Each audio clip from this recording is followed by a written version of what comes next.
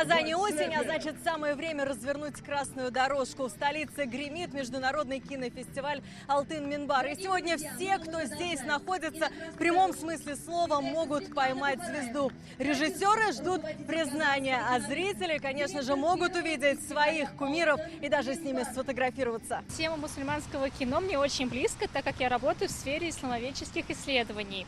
И поэтому я решила прийти сегодня на закрытие кинофестиваля. Мы сейчас, в настоящий момент, дома у себя в Екатеринбурге смотрим «Великолепный век». Очень рады этому кино. Если мы, конечно, увидим этих актеров, просто будем безумно рады.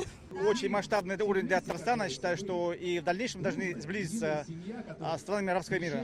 У нас в Казани, в республике, сердце нашего республики, Татарстане, в Казани, вот именно вот в этом здании, на этом территории проходит такое масштабное мероприятие. Это для нас двойной, тройной, многократный такой праздник. В конкурсной программе 51 фильм из 27 стран. Россия, Казахстан, Узбекистан, Иран, Турция, Малайзия, Куба, Египет, Ирак, Новая Зеландия, Япония, Сенегал и другие. Ленты оценивали по 5 номинациям: полнометражные игровые фильмы, короткометражки, документальные, анимация. Еще 11 картин представили в национальном конкурсе. К сожалению, в мире не осталось таких международных фестивалей. Все стремятся к современности, забывая истоки, забывая истинные ценности. «Алтын-Минбар» празднует 20-летие, и в этом фестиваль Татарстана долгожитель.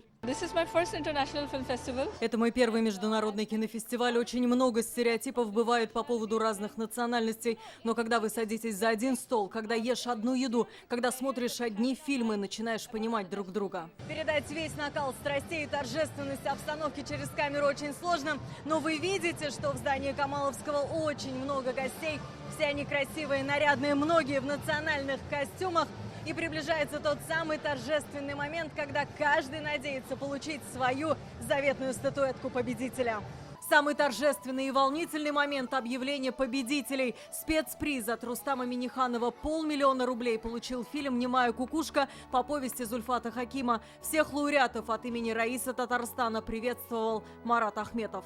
Это уникальная площадка, это школа для профессионального развития участников этого большого процесса, жизненного процесса. Это возможность посмотреть на себя сопоставимо, скажем, твоими коллегами. И этот фестиваль вносит огромный вклад, в том числе на укрепление международного гуманитарного контакта. Гран-при фестиваля и 1 000 000 рублей получил режиссер Алексей Романов за фильм «Легенды вечных снегов». В номинации «Короткометражные фильмы» статуэтку забрал режиссер Рафаэль